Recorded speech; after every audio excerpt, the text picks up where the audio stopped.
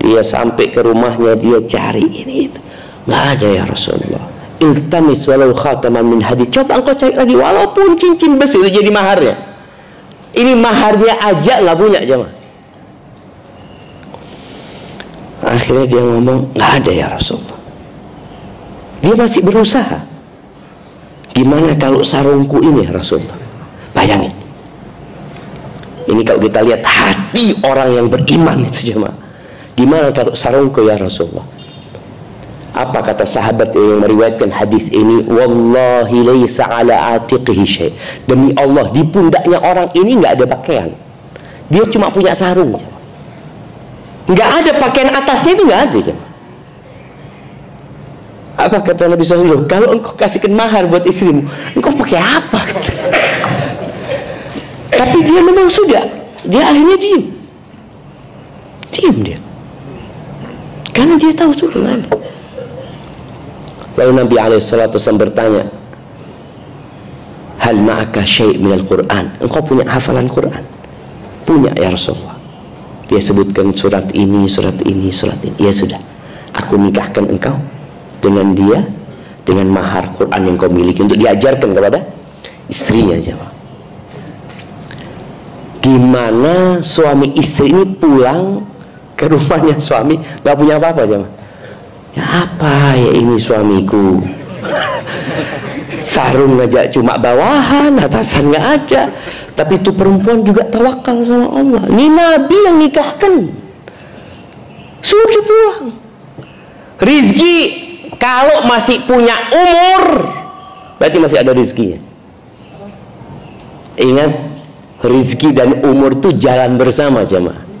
Rizki dan ajal ya. Makanya orang itu kalau rizkinya habis, mati walaupun masih punya rumah, walaupun di rekeningnya dia ada banyak duitnya dia. Kenapa? Ajalnya udah habis, berarti rizkinya udah selesai. Maka seringkali kita melihat ada orang-orang sebelum yang sakit parah, subhanallah ya, kemudian tahu-tahu dia sebelum meninggal itu sehat jemaah.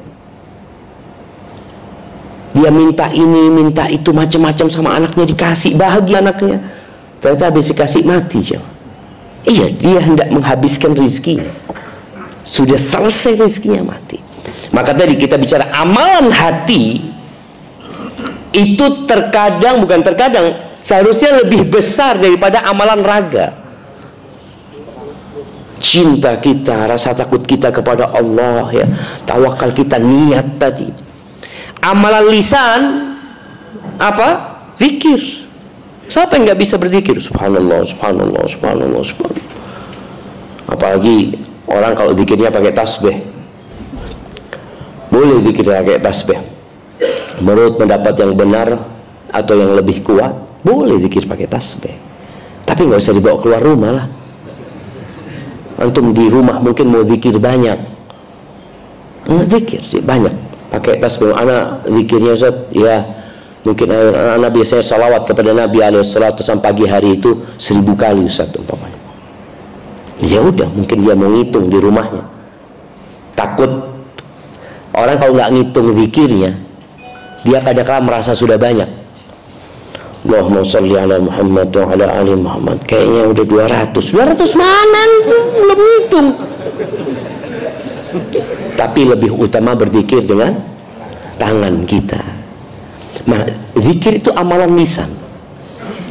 Jadi lisan kita beramal, walaupun kadang-kadang nggak nyambung sama hati. Kan ada orang yang zikir nggak nyambung sama hati. Antum habis sholat, apakah langsung connect sama hati antum ketika membaca subhanallah? Kadang-kadang enggak.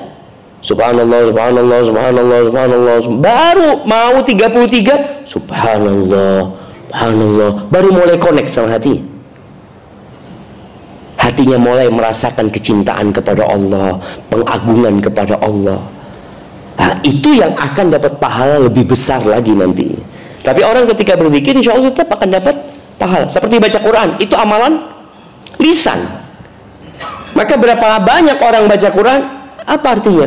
Allah alam, tidak tahu anak. Tapi suruh baca, anak baca. Itu amalan lisan, baca Al-Quran. Tapi ketika tadabbur Quran, itu amalan hati. Dia mulai mentadabburi Al-Quran. Dan Allah perintahkan, kitabun anzalnahu ilaika mubarakun liyadabbaru ayatihi, agar ditadabburi ayatnya. Itu kitab diturunkan, dibaca dengan lisannya, dipandang dengan matanya, ditadabburi dengan hatinya. Tapi kemudian iman itu adalah amalan fisik kita. Jamaah rahimakumullah, kalau bicara hati, Abu Hurairah radhiyallahu taala anhu mengatakan, al-qalbu malik. Hati itu raja.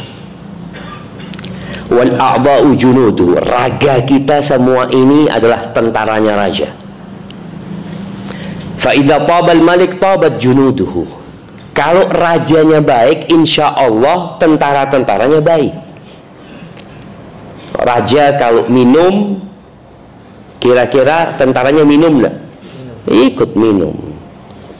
Rajanya korupsi, kira-kira tentaranya ya ikut korupsi. Rajanya telat sholat subuh, tentaranya sholat duha. Sholat subuhnya sholat duha. Oh, rajanya telat sholat subuh seperti itu.